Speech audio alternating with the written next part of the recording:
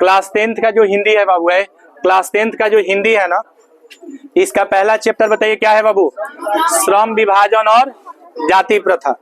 देखिए श्रम विभाजन और जाति प्रथा, ये जो गोधूली भाग 2 है, क्या है बाबू? गोधूली भाग 2 है।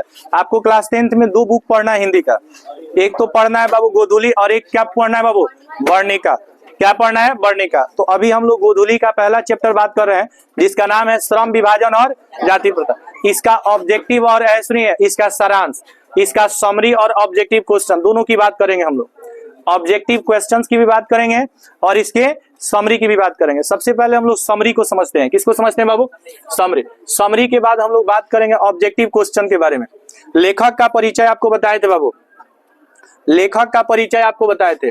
देखिए बाबा साहब भीमराव अंबेडकर का जो जन्म है बाबू 14 अप्रैल 1891 में हुआ था। 14 अप्रैल 1891।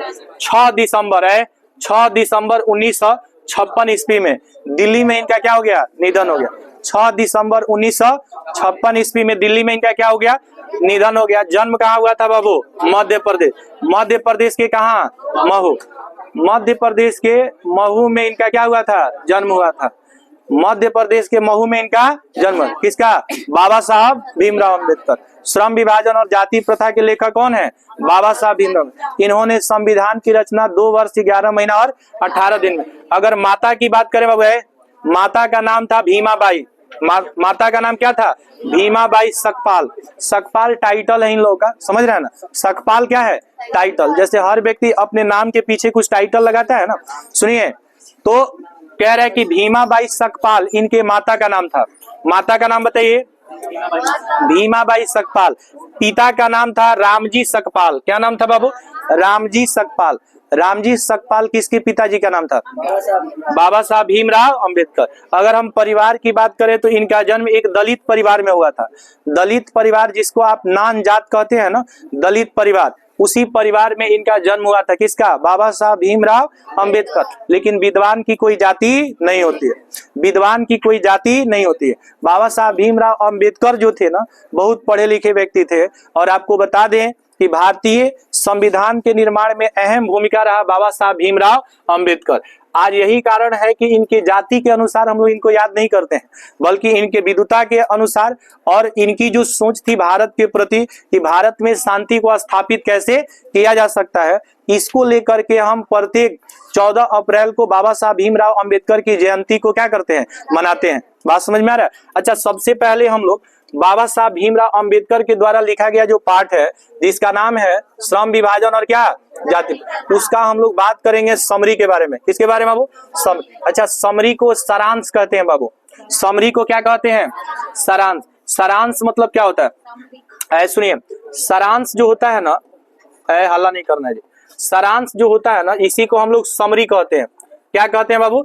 समरी। समरी क्या होता है? किसी भी पाठ का जो मेन बात होता है ना बाबू, मेन जो बात होता है जिसमें हम कम शब्दों में सारे पाठ का निचोड़ मतलब निष्कर्ष, कंक्लूजन व्यक्त कर देते हैं, उसी को सारांश कहते हैं। क्या कहते हैं? सारांश।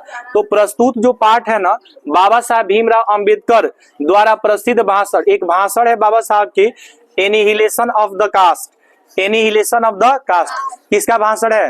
बाबा साहब भीमराव अंबेडकर के। इसी से यह पाठ लिया गया, इसी से यह पाठ लिया। क्वेश्चन पूछता है कि बाबा साहब भीमराव अंबेडकर के द्वारा जो निबंध लिखा गया है श्रम विभाजन और जाति प्रथा, ये किससे लिया गया है? तो एनिहिलेशन ऑफ द कास्ट से लिया गया है, जिसमें जाति पाति के सम्मेलन में पढ़ने के लिए बाबा साहब भीमराव अंबेडकर ने लिखा था। यह आश्चर्य की बात है, यह आश्चर्य की बात है, यह विडंबना की बात है, यह विडंबना की बात है, यह आश्चर्य की बात है कि इस युग में भी जातिवाद के पोषकों की कमी नहीं है। जातिवाद के पोषक मतलब जातिवाद के समर्थक, जातिवाद के समर्थक। जातिवाद का हमेशा से बाबा साहब भीमराव अंबेडकर ने क्या किया? विरोध किया। इसके कई कारण हैं। पहला कारण उन्होंने दिया कि देखिए, जाति का वर्गीकरण इस आधार पे किया गया था कि व्यक्ति के अंदर जो है निपुणता आएगी, वह व्यक्ति किसी काम को दक्ष करने में दक्ष होगा, माहिर होगा, लेकिन बाद में इसमें ऊंच नीच की भावना क्या होने लगा? उत्पन्न होने लगा। साथ ही साथ मनुष्य के इच्छा पर, ठीक है, मनुष्य के इच्छा पर पेशा चयन की क्या दिया गया? मतलब पेशा चयन की स्वेच्छा नहीं दिया गया। इस चीज को लेकर के बाबा साहब भीमराव अंबेडकर ने क्या किया, जातिवाद का आलोचना किया। जातिवाद का क्या किया, आलोचना किया। बाबा साहब भीमराव अंबेडकर कहते हैं कि भले ही भारत 21वीं शताब्दी में पहुंच गया है, लेकिन आश्चर्य की बात है कि आज भी यहाँ जातिवाद के पुस्तकों की कमी नहीं है। आपको बता दें कि भारत की जो जाति है ना, जाति प्रथा जो है ना, श्रमिकों का अस्वाभाविक विभाजन ही नहीं बल्कि विभाजित वर्गों को एक दूसरे की अपेक्षा ऊंच नीच भी करार देती है। तो जाति प्रथा की सबसे बड़ी हानि जो है और सबसे बड़ा इसका दुष्परिणाम है कि इसमें जो है ना, व्यक्ति एक दूसरे के प्रति क्या करता है, ऊंच नीच की भावना रखता है, जो कि विश्व के किसी भी समाज में नहीं पाया जाता है। और ये जो दोष है ना, यह जो दोष है वो केवल और केवल भारतवर्ष में हमें देखने को मिलता है। और इसलिए वो यहाँ पे जाति प्रथा की क्या करते हैं, बुराई करते हैं, जो विश्व के किसी भी समाज में नहीं मिलता है। क्या बाबू, ऊंच नीच की भावना। और ऊंच नीच की भावना किसके कारण है, जाति प्रथा के कारण। किसके कारण बाबू, जाति प्रथा के कारण। अच्छा, भारत में बेरोजगारी का सबसे बड़ा जो कारण है ना, वो जाति प्रथा है। जाति प्रथा के कारण ही भारत में सबसे ज्यादा क्या है, बेरोजगारी है। देखिए, बेरोजगारी को दूर हम तभी कर सकते हैं जब हम शिक्षा को बढ़ावा देंगे। किसको बढ़ावा देंगे, शिक्षा को बढ़ावा देंगे। और हर व्यक्ति को अपने पेशा का चयन करने के लिए स्वतंत्रता देंगे कि व्यक्ति किसी भी जाति, धर्म, मजहब का हो। चोटी बना रही हो जी, हाँ चोटी बना रही हो, गजब हाल है। देखो बगल में पार्लर खोल लो, उधर पार्लर खोलो। चलो यहाँ पे देखो बाबू, मैं देखो अब पढ़ाई छोड़ के चोटी बना रही है। सुनिए बाबू, वो भगवान उसको 2 बीता लंबा को क्या कर दिए हैं कि जहां ना तहां लड़ते रह रही है। चलो यहाँ पे देखो, देखो जिंदा है ना, एक बार देख लो। यहाँ पे देखो बाबू, पूछो स्पॉन्ज वगैरह मंगा लिया जाए। चलो यहाँ देखो बाबू, यहाँ ध्यान दीजिए। बताइए, बेरोजगारी का सबसे बड़ा कारण क्या है, जाति प्रथा। भारत में बेरोजगारी आपको बताए थे कि जब किसी व्यक्ति को उसके योग्यता, क्षमता, शैक्षणिक योग्यता के अनुसार कोई नौकरी नहीं मिलती है और उसे कम तनख्वाह पर ही क्या करना पड़ता है, काम करना पड़ता है, तो इस स्थिति को ही हम लोग क्या कहते हैं, बेरोजगारी कहते हैं। समझिए बाबू, जिस दिन यह खत्म हो जाएगी ना, उस दिन बेरोजगारी खत्म हो जाएगी। माने जाति प्रथा खत्म हो जाएगी तो बेरोजगारी भी खत्म हो जाएगी। मतलब ये कभी दबाव नहीं होना चाहिए कि व्यक्ति जिस जाति का है उसी से संबंधित वो काम करेगा। जैसे आप लोग देखते हैं ना कि जो बढ़ई जाति के लोग होते हैं वो लकड़ी का काम करते हैं, जो व्यक्ति है कुम्हार जाति का होता है वो मिट्टी का बर्तन वगैरह बनाता है। तो ये चीज जब समाज से क्या हो जाएगा, खत्म हो जाएगा। हर व्यक्ति अपने पेशा, अपने मतलब स्वेच्छा के अनुसार अपने पेशा का क्या करने लगेगा, चुनाव करने लगेगा, तो उसे कोई दिक्कत नहीं होगी। कोई दिक्कत होगी, कहाँ ध्यान है तुम्हारा, हाथ नीचे देखो, यहाँ पे पढ़ती नहीं हो तुम। अब देखो यहाँ पे, जिस दिन यह खत्म हो जाएगी उस दिन बेरोजगारी खत्म हो जाएगी। बाबू हमार भारतीय समाज में जाति का बहुत ही महत्वपूर्ण माना जाता है। आप देखिएगा ना, भारत की सबसे बड़ी बुराई यही है, जाति, धर्म, मजहब को लेकर के हमेशा तांडव होते रहता है। महाभारत, बात समझे कि नहीं, इन सब चीजों से हमें ऊपर उठना है। बात समझ रहे हैं, जाति, धर्म, सुनिए, जाति धर्म जो है ना, इससे ऊपर उठ करके और भी भारत को हम कैसे सुंदर बना सकते हैं, इस घर को कैसे रहने लायक बना सकते हैं, इसके लिए एक महान शिक्षाविद जिनका नाम था डॉक्टर जाकिर हुसैन, उन्होंने कहा था the quality of education is depend upon the quality of nation.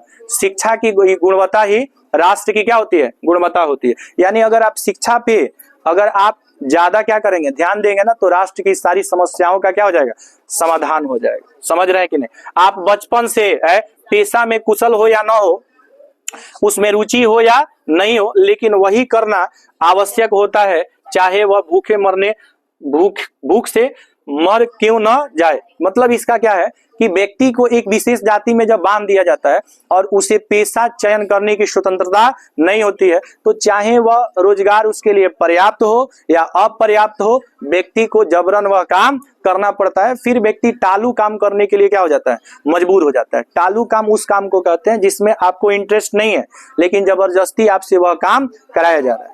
बात समझ रहे हैं ना। तो ऐसे काम को आप करना भी नहीं चाहते हैं और उसमें आपको दक्षता भी नहीं आती है, और जब किसी काम में आप एक्सपर्ट नहीं होते हैं तो आपकी डिमांड भी नहीं होती। बात समझ रहे हैं कि नहीं समझ। तो इस प्रकार से ये समरी आपका क्या हो गया, समाप्त हो गया, समरी समाप्त हो गया। कोई दिक्कत है आपको समरी में है? समरी एकदम हम आपको समझा दिए बिल्कुल। देखिए यहाँ पे ये समरी स्टार्ट यहाँ से है, और एक बार देख लेंगे है बाबू हमार, यहां से आपका समरी शुरू है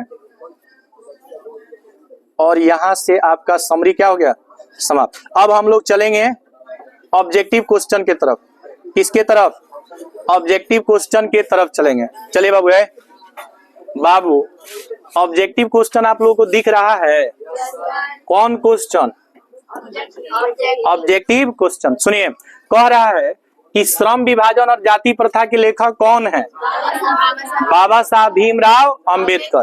बाबा साहब भीमराव अंबेडकर इसके क्या है, लेखक हैं। तो इसका आंसर क्या हो जाएगा, बी हो जाएगा।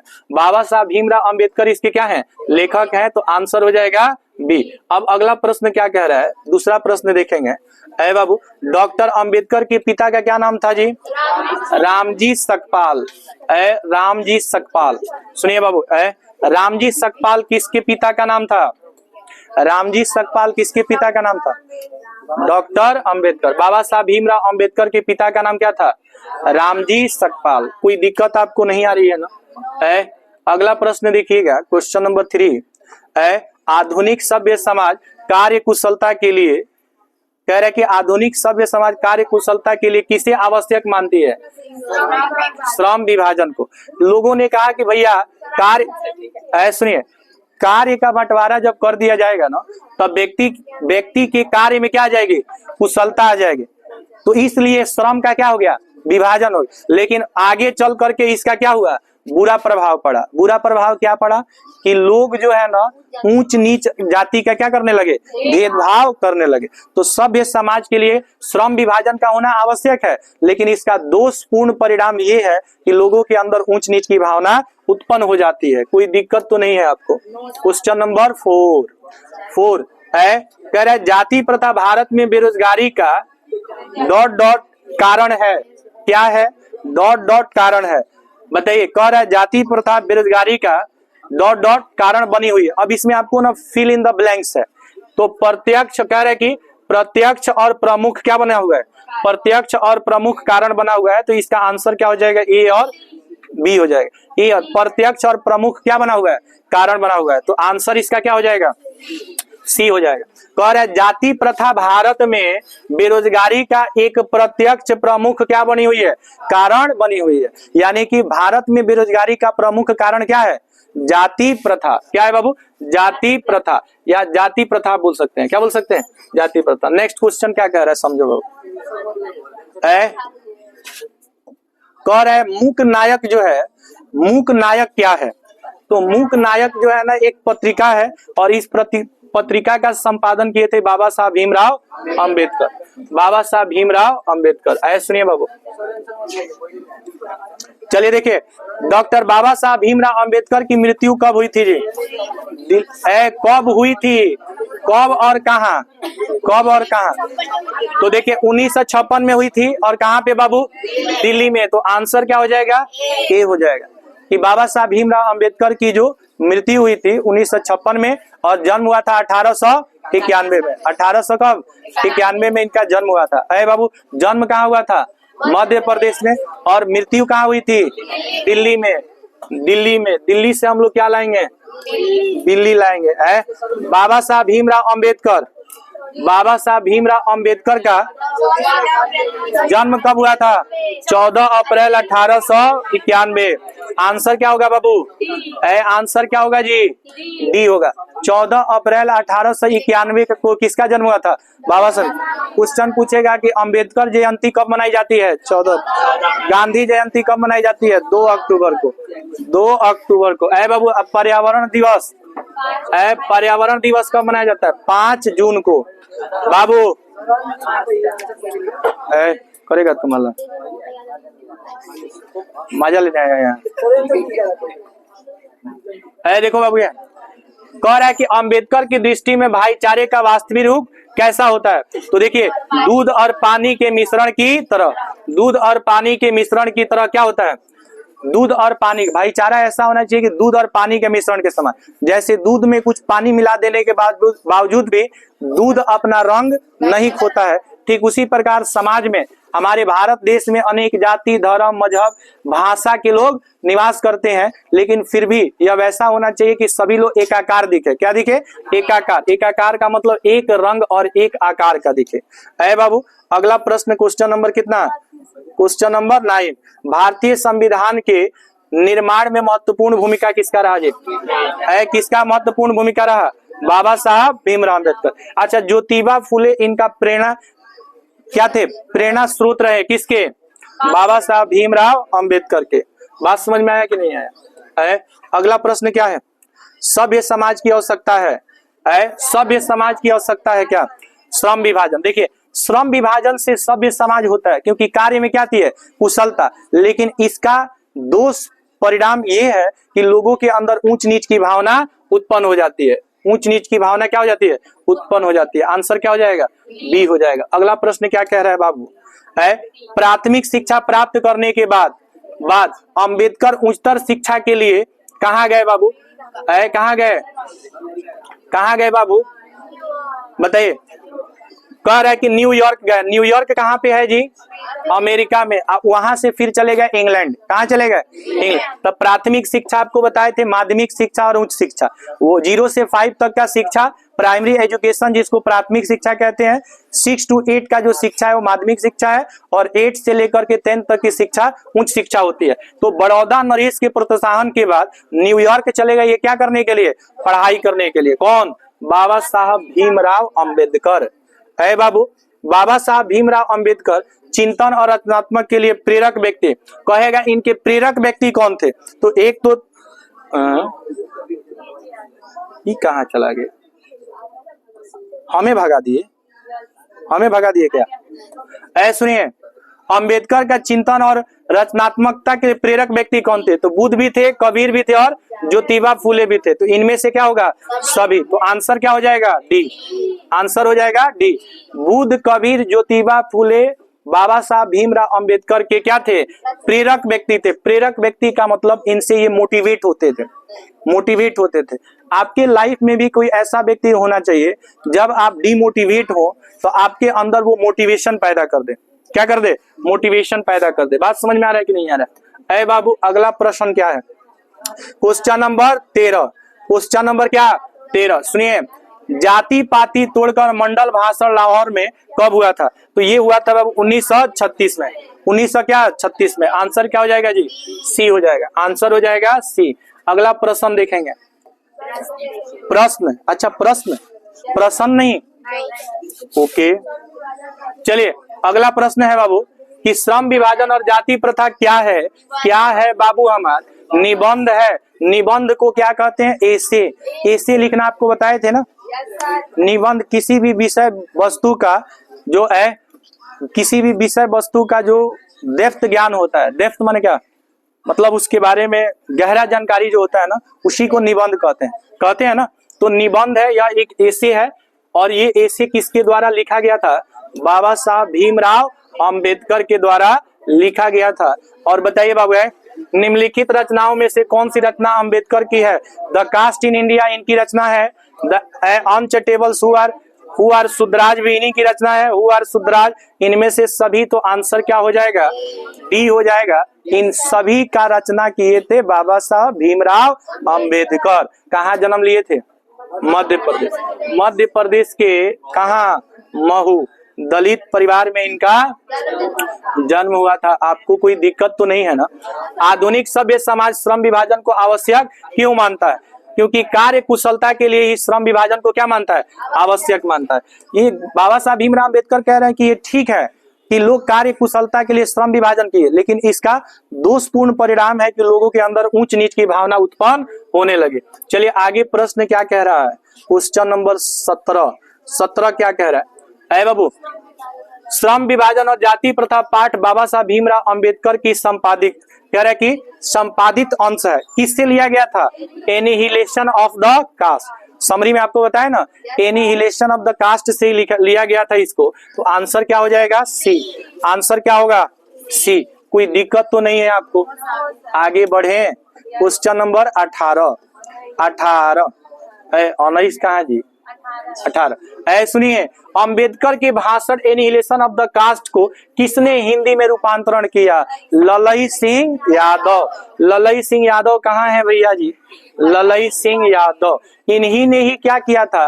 हिंदी में रूपांतरण किया था। हिंदी में क्या किया था? रूपांतरण किया था। हालांकि ये किताब था अंग्रेजी में, अंग्रेजी में था, इसको हिंदी में ये क्या कर दिए? रूपांतरण कर दिए। बाबू, किस परिवार में बाबा साहब भीमराव अंबेडकर का जन्म हुआ था? दलित परिवार में। कौन परिवार में? दलित परिवार में। किसका जन्म हुआ था? बाबा साहब भीमराव अंबेडकर का जन्म दलित परिवार में हुआ था। किस परिवार में? दलित परिवार में इनका जन्म हुआ था। बात समझ में आ रही है कि नहीं आ रहा है? किस परिवार में जन्म हुआ था जी? दलित परिवार में इनका जन्म हुआ था। किस परिवार में बाबा? लेखक को इस युग में कह रहा है कि कहां पर विडंबना दिखाई देती है? क्या जातिवाद में विडंबना दिखाई देती है कि लोग यहां तक पहुंचने के बाद भी इनके अंदर से जातिवाद अभी खत्म नहीं हुआ है। बस यह विडंबना की बात है। विडंबना का मतलब उपहास, हंसने योग्य बात है कि लोग इतने महान हो गए हैं, यहाँ तक पहुंच गए हैं, लेकिन इनके अंदर से अभी भी जातिवाद का भेदभाव नहीं। माता जी का नाम क्या था जी? बाबा साहब भीमराव अंबेडकर के माता जी का नाम भीमाबाई, पिता का नाम रामजी सकपाल। रामजी सकपाल, भीमाबाई रामजी सकपाल है। कोई दिक्कत तो नहीं है आपको? डॉक्टर बाबा साहब भीमराव अंबेडकर ने पीएचडी की उपाधि कब धारण की थी? 1916 में इनको पीएचडी का उपाधि मिला था। बाबू, किसी भी व्यक्ति को पीएचडी का उपाधि मिलता है ना, तो उसके नाम के पहले क्या लग जाता है? डॉक्टर। जैसे देखिएगा, राजेंद्र बाबू जो है, राजेंद्र बाबू के नाम के पहले क्या लगता है? डॉक्टर राजेंद्र प्रसाद है। Doctor Rajendra Prasad. Doctor APJ Abdul Kalam, APJ Abdul, देखिए इसमें क्या लग गया? ये चीड़ फाड़ वाले डॉक्टर नहीं होते जो आपका ऑपरेशन या किसी हॉस्पिटल में बैठते हैं। ये डॉक्टर एक क्या है? एक प्रतिष्ठित, एक सम्मानीय पद है। जब कोई व्यक्ति एमए वगैरह कर लेता है ना, और किसी एक सब्जेक्ट से रिसर्च की तैयारी करता है, किसकी तैयारी करता है? रिसर्च वगैरह करता है, तो रिसर्च की तैयारी के उपरांत उस व्यक्ति के नाम के पहले क्या लग जाता है? डॉक्टर लग जाता है। तो 1916 में डॉक्टर अंबेडकर ने पीएचडी की उपाधि क्या की? धारण की। कोई दिक्कत तो नहीं है आपको? चलिए आगे प्रश्न है, लेखक की दृष्टि में विडंबना की बात क्या है? तो जातिवाद के पोषकों की कमी नहीं। आज के इस आधुनिक युग में भी जातिवाद के पोषकों की कमी नहीं है। आज के इस आधुनिक युग में भी जातिवाद के पोषकों की कमी नहीं। आंसर क्या हो जाएगा बाबू? ए हो जाएगा। जातिवाद के पोषकों की कमी नहीं। सुनिए अगला प्रश्न क्या कह रहा है।